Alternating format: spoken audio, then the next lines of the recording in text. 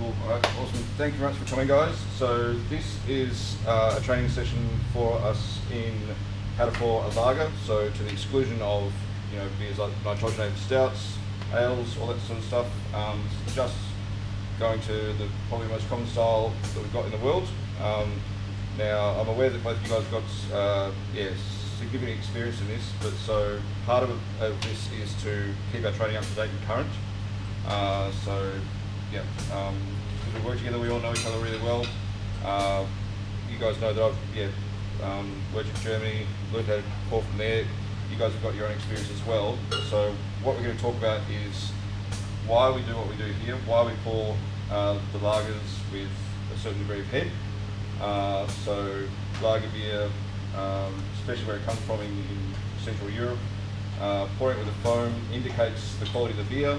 So we've got the proteins giving it that foam. It's like a protein matrix similar to a meringue.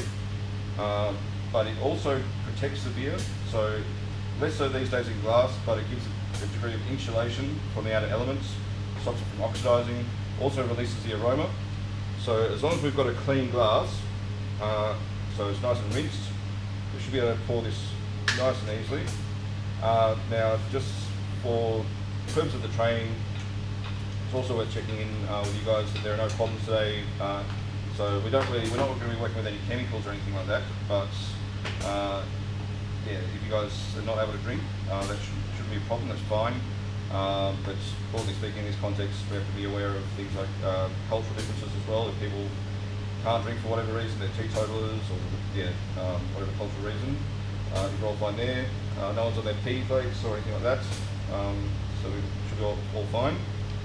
So awesome, cool. All right. So what I'm going to do is I'm going to demonstrate how to pour the lager beer.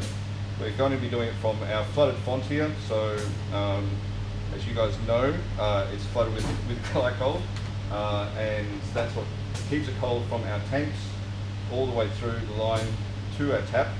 Got a clean beer glass, and basically it's all just a matter of getting it served to the customer so it looks elegant, tastes great, and basically it's consistent. So that's another reason why we're doing this, so that we're all on the same page.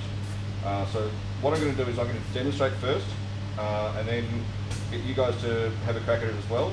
And then if we're all satisfied at the end, then we can circle back and see if there's any way we can improve what we're doing, and talk about the systems and how we're doing it. Does that all make sense at the moment? Yep. Cool. All right. Any questions, or it's all fine at the moment? Sweet. So basically, of our 9 taps on this font, we are going to be going, so far left here is the lager. So obviously you need to make sure we've got the right one. Got a clean glass that's been freshly rinsed out, so it should have no nucleation points. Obviously if you see any lipstick or any smeared sort of residual fat on the glass, that's going to compromise the head retention. It's not going to look good. It's also a source of potential contamination in the health context for the consumer, so we don't want that. Now, so we've got the right font. With our handles, these ones are quite short, so we don't need to worry about it, but the big bombastic ones that some of the craft breweries have that are sort of nearly half a foot long, you don't want to be pulling it from the top, always want to be pulling from the base, otherwise you can end up damaging the tap itself. But the first things first, with a clean glass, we're going to start with a 45-degree angle, more or less, and so pour close to, so we never want the tap to actually fill. We pour through the first bit of that's in the line, because in the tap, because that's not actually heated, not actually cooled, it can be quite foamy. So get rid of that, but it means we've got fresh beer for the consumer. And so we pour, that looks like we've got a bit more in the line than expected, so I'm going to pour that through until it cools down.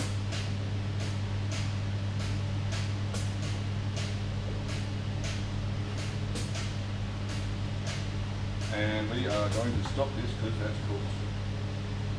Okay.